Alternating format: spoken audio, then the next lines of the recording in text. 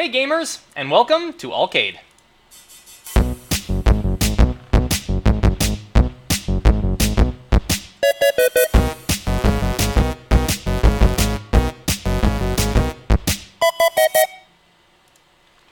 So I'm Lucas, and I'm going to give you a quick crash course of what ALLCADE is, specifically the 64-bit ALLCADE.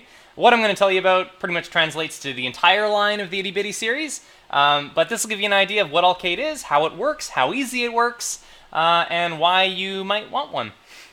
So, we're going to start by just plugging this guy in. So, the 64-bit, just like the 8-bit and 16-bit ALLCADE cartridges, have your entire operating system, your entire game console inside the cartridge of that same generation. So it might look like, a 64-bit game from the early 2000s, but in fact this is your entire game console. Right on the bottom there, instead of that little ribbon, you have an HDMI port and two USB ports, as well as, of course, power. So we're going to plug this in and show you what it actually looks like to boot it up for the first time. So first we plug in the HDMI. It's worth noting that this video will not be edited at all. It's all happening live, so any mistakes I make and all that will be live, but also nothing's being hacked to make it look faster or look better or whatever. So here we go, powering it on. We've got a light there, and let me show you what's actually happening on the ALLCADE system. There we go, booting up. The boot time is about 13 seconds, so it's tremendously quick. Now, once we're in here, you'll see this is the 64-bit system. So all you see is the menu icons and then the 64-bit controller logo. Now, there's nothing stopping you from connecting other systems. Of course, they're backwards compatible. So the 64-bit system can play 8-bit and 16-bit games. And an 8-bit game is specifically what I want to play today. So I'm using one of our 8-bit controllers.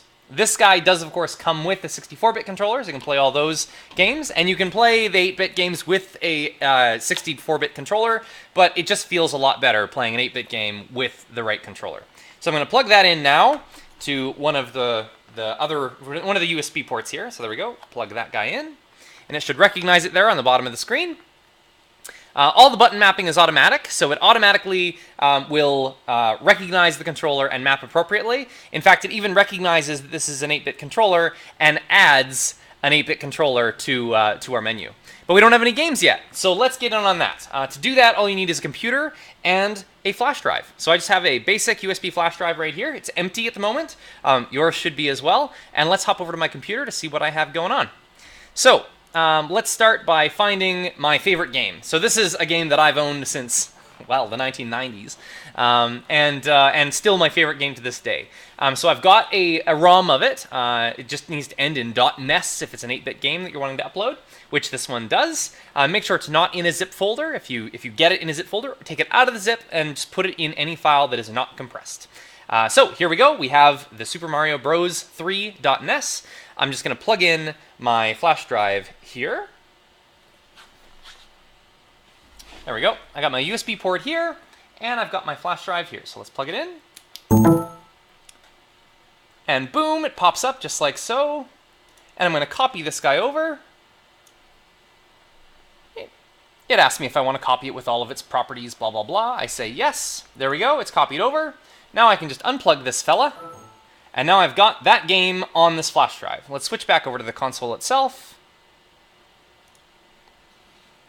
And I have one remaining USB port in the bottom of the system. I'll try and get close enough that you can see it. There's that red light there. When we plug in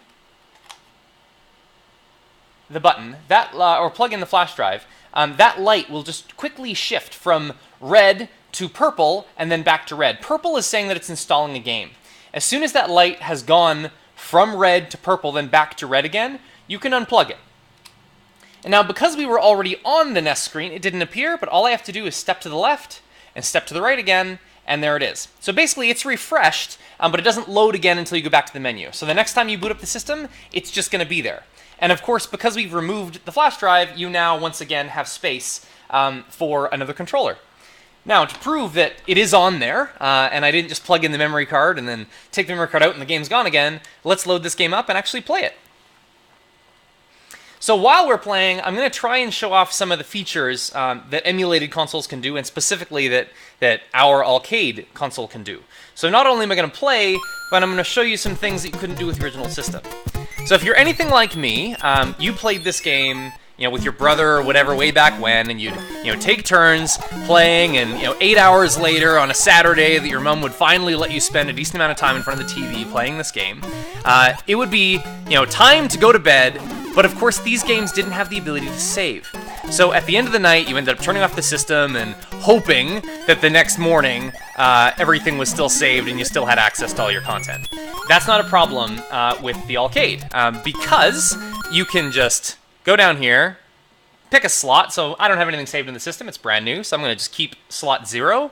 I'm going to save state, and here I am back in the game. So now let's say that I made a terrible decision and I just had a terrible run of bad luck and I died right away.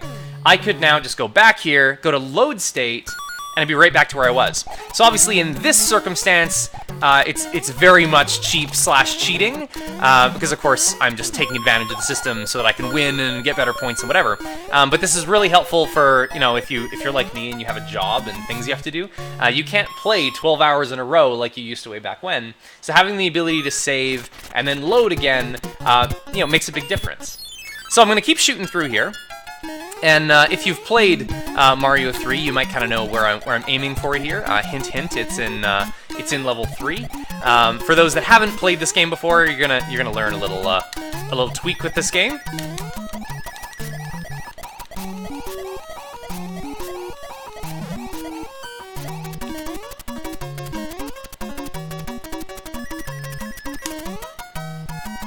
That's 2 stars.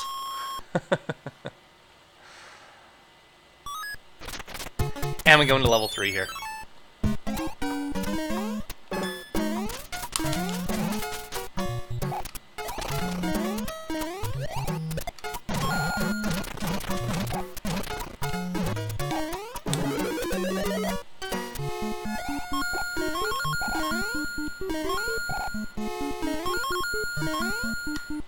I should mention that with this controller, with this controller, it's sorry, I'm talking and I'm getting distracted. With this controller, pressing start and select at the same time brings you back to the menu at any point. So that live menu I got to before, you access that just by pressing start and select at the same time, and it's the same with most controllers. But to show off another feature of the system before I press on, I'm going to go to state 1, and I'm going to save this state. So now, of course, I could go back to state 0, load it, and go back to where I was at the beginning.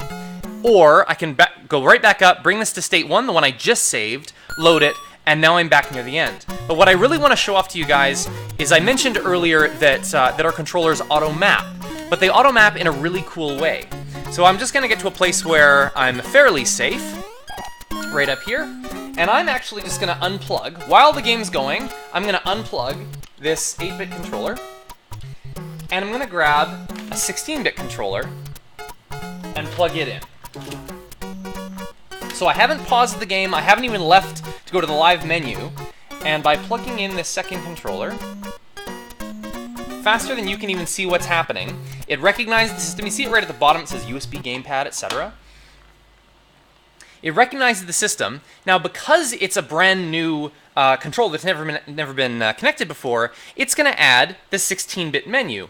But if I go back into the NES here, and I select the game, I can run the game, I can press start and select, just as before, bring me back to the main menu, go to save state 1, load the state, and I'm right back to where I was. So even in the event of, it leaving the game, even the event of changing controllers, which, by the way, now that it recognizes the system, I can do live without even leaving. So now if I wanted to, I could unplug this. In fact, I will. I'll unplug the 16-bit controller. And I'll plug the 8-bit controller back in again. It recognizes it. And I can just keep playing. Ta-da!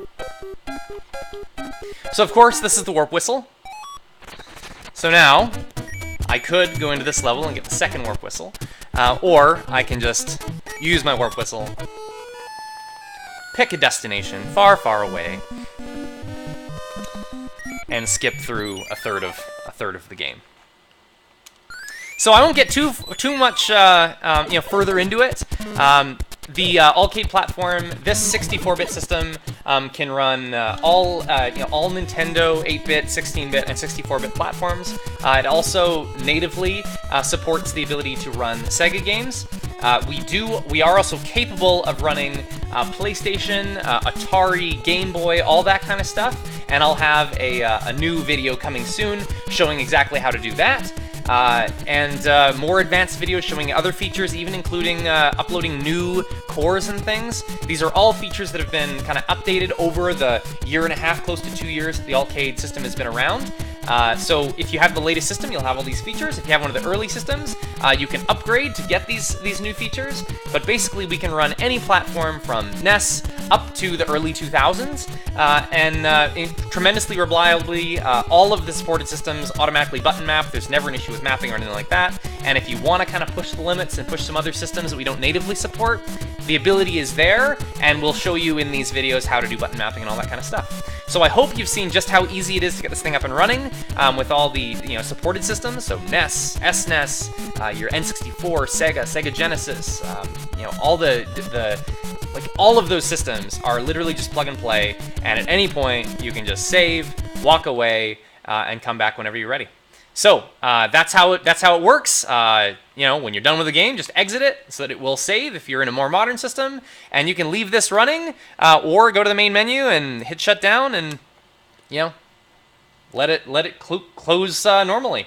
So thank you. I hope you enjoy the video. If you have any questions, reach out to us, and game on.